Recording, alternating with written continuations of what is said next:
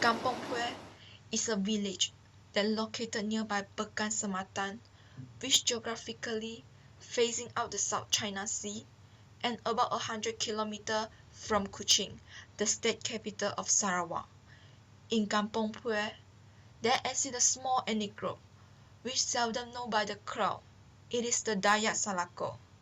It is one of the subtribes of the Dayak Bidayuh community in Sarawak with very unique history and culture.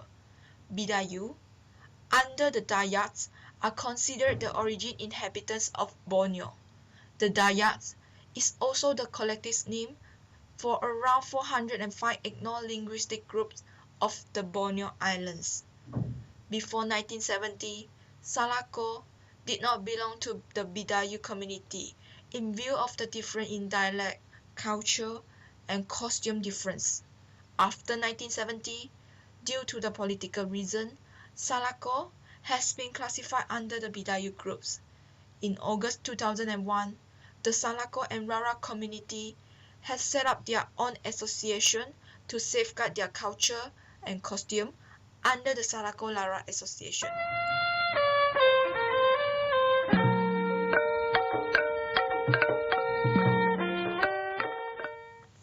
How Salako got its name? The word Salako was adopted from the barking sound of dog. Ko, ko, ko. Salako was originated from West Kalimantan, Indonesia. During the earlier time, the Salako population stayed nearby a river named Sungai Salako, Salako River.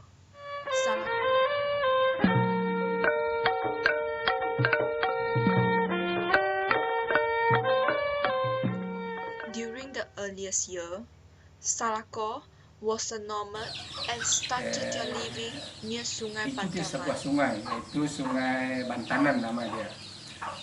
Dia jalan-jalan dalam hutan, dia tengok sungai lagi besar. Dia ikut jalan itu, terus naik, terus sampai di kaki Gunung Kuit.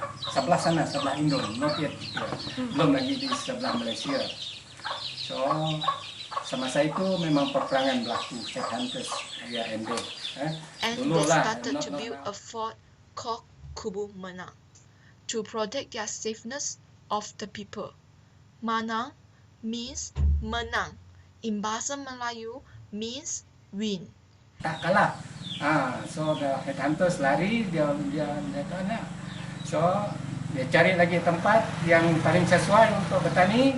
Because these people are farmers. So dia cari sana. Dulu tempat itu digelar Sungai Bamban.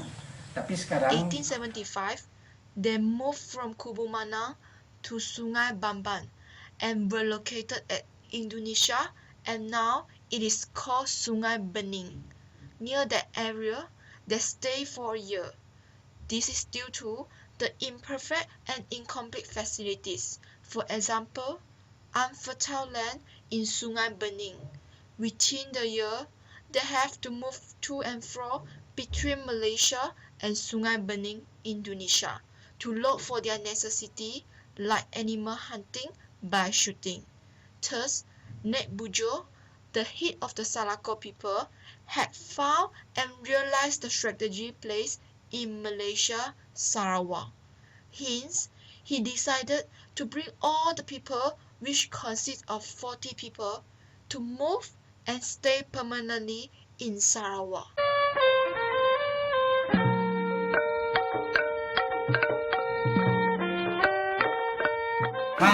Jadi asal nama kampung itu daripada sejenis rumput yang mula-mula tumbuh apabila dia buat rumah tadi, dia buat ladang di sini. Itulah dia tempat ini digelarkan Kampung Pue, daripada sejenis rumput.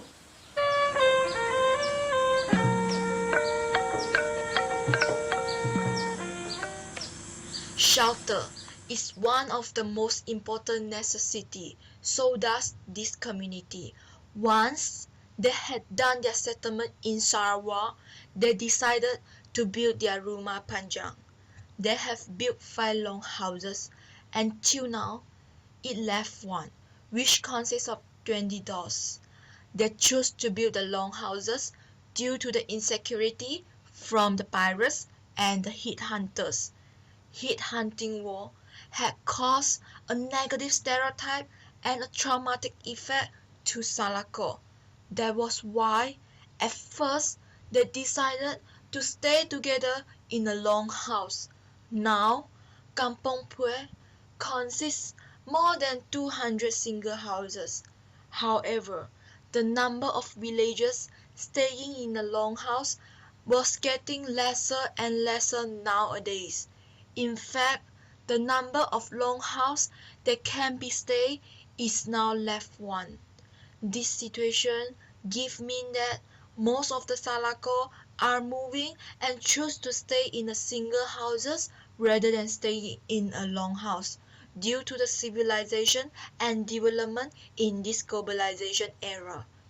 The longhouse still play an important role in Kampong Pue as they will gather in the longhouse for any functions, especially during Gawai. In sense of that, longhouse had changed and become a place to gather the community. Apart from that, for the community, it is necessary for every house to have a store which was built nearby the housing area. The store is used to keep the crops for the future purpose, especially for unavoidable incidents such as fire. The people believe that if there is any incident happen, they will manage to save their food first, which is the most important necessity for them.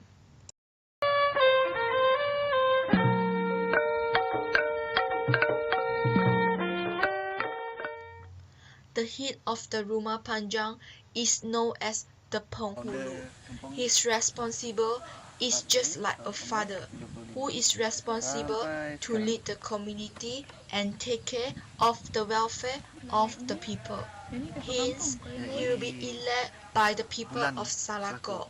To be the candidacy of the election, he must know not other than the responsible as a penghulu, but also about the Salako origins, the story of how the people of Salako coming to Sarawak, and also the Salako taboos. From the start of the Salako settlement, they were led by Nek Bujo for 4 years, since 1875 and following the rest. However, the longest period of leadership of Salako communities is Nek Milos. He had led the people for 31 years since 1981 till now. Nek Milos is the most influential leader because he knew everything about Salako. He even led all the ritual acts in Rumah Panjang.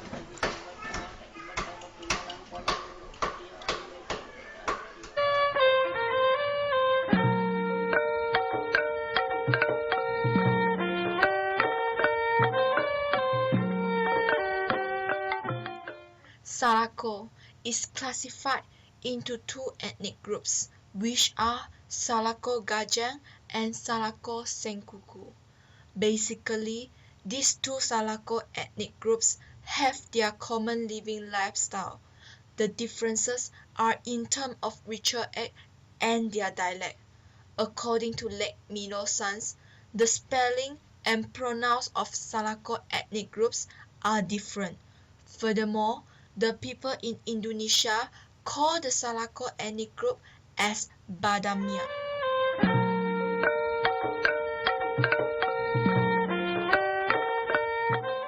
For Salako nowadays, majority of them still engage in agricultural activity such as paddy planting. The Salako men and women draw a separate responsibility in terms of working distributions. The Salako men are in charge of the heavy chores, whereas the Salako women take part in the other chores. They are also involved in farming fruits, vegetables, palm oil, and black pepper due to the economic demands this day.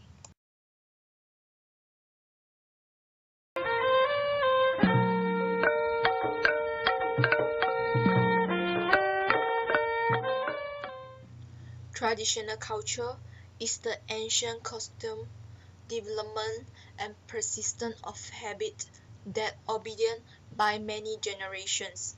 Tradition culture includes dancing, art, handcraft, music instrument, costume, and food can show the historical identity and status of an ethnic group. Same goes with Salako.